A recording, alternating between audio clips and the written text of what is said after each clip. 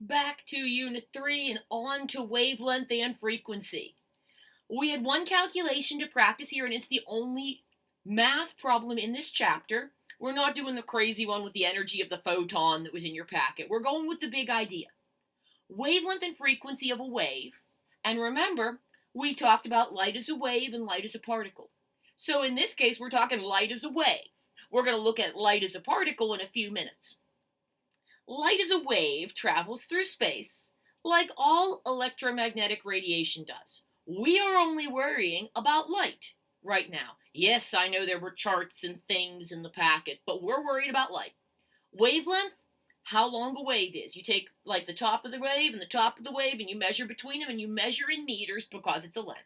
Yeah, we got like nanometers for the little ones, but they can all come back to meters, the metric and SI unit of length. We abbreviate wavelength by this wiggle called lambda.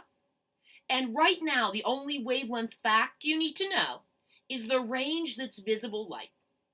400 to 700 nanometers. 400 is violet, 700 is red. Put those numbers in your brain, 400 to 700 nanometers. You're not going to have to match up other colors or anything like that. Frequency is the number of waves that pass a point a second. So the little ones, more of them go through. The big ones, less of them do because EMR, electromagnetic radiation, light, the speed of light is always the same. 3.0 times 10 to the 8th meters per second.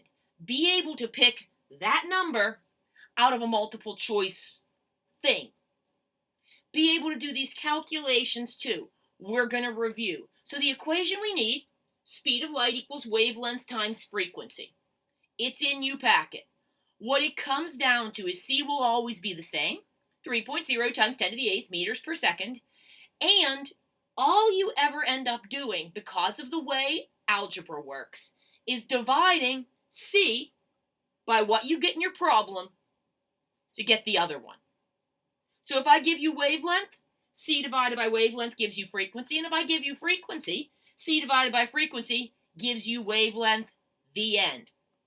Got two practice problems in your packet. There are none at the end. You have no practice to do again today. So if you want to pause, either now and try both, or between the two, you're welcome to. We're going to do these together. So my first question, what's the wavelength of light with frequency equal to 6.5 times 10 to the negative 14th?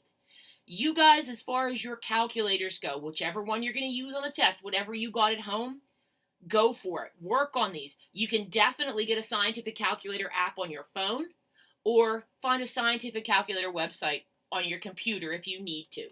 So for this one, I'm just going to set it up. That's the equation I want. 3.0 times 10 to the 8th meters per second divided by my frequency. If you remember, Hz or hertz is the same thing as 1 over seconds. You can cancel your units, or you can get your units and just sort of remember them.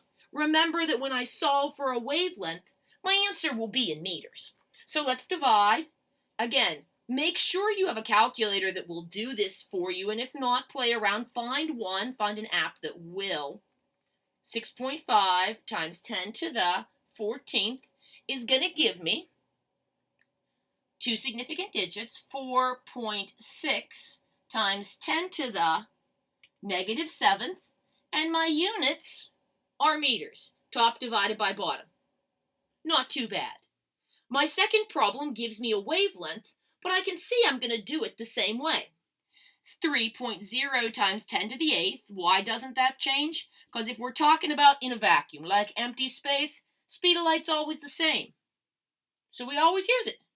4.87 times 10 to the negative 7th meters. If you remember, 10 to the negative 7th meters, that's 487 nanometers.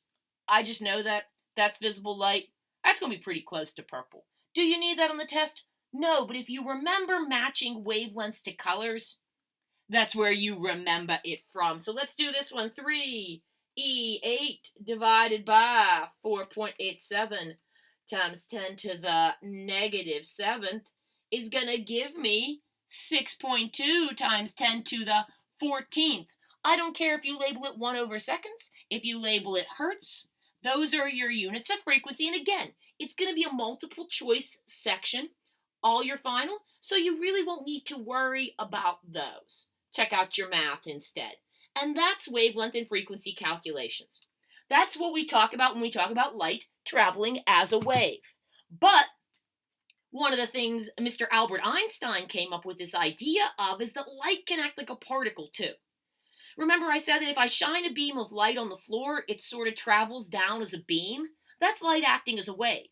If you think of particles, that would be me taking a jar of marbles and up dumping them, like down the stairwell or something. They're going to bounce everywhere. We don't see light act like that. So for a long time, everybody's like, oh, it's a wave. No, it's a wave. Like, no, Democritus, there are no atoms. I'm sorry.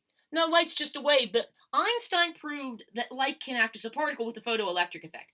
This was the thing that was like the cat rack at Kennywood, where I said if you throw the ball and you hit the cat or you hit the clown and it falls over, that's photoelectric effect. What the idea is that if you shine light on a metal, it can knock electrons out of the metal. That wouldn't work if light was a wave. It works because light's made of little particles called photons, like photosynthesis making with light, photon, particle of light. Yeah, like proton, but photon because it's light. So what happens if you shine light on the surface of a metal or any kind of radiation, you shine it on the surface of a metal and its little particles, its little photons collide with electrons and knock them out. Light couldn't do this if it was just a wave.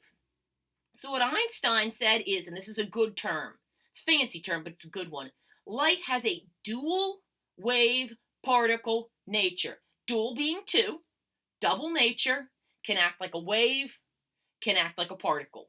Do you need to know that? Yeah. Do you need to know big details of the photoelectric effect? No. But you should know that a photon is a particle of light. Be careful with the versus the protons. And know that light can act like a wave and light can act like a particle. It does a little bit of both. And that's your takeaway message from the photoelectric effect. Your big ideas for the day are that, calculating wavelength and frequency, and don't forget, visible light, 400 violet to 700 red. That's what I got. One more day of this, and it's a big day. We're going over what we need to know about orbitals, and we're going to practice some electron configurations next time. See you then.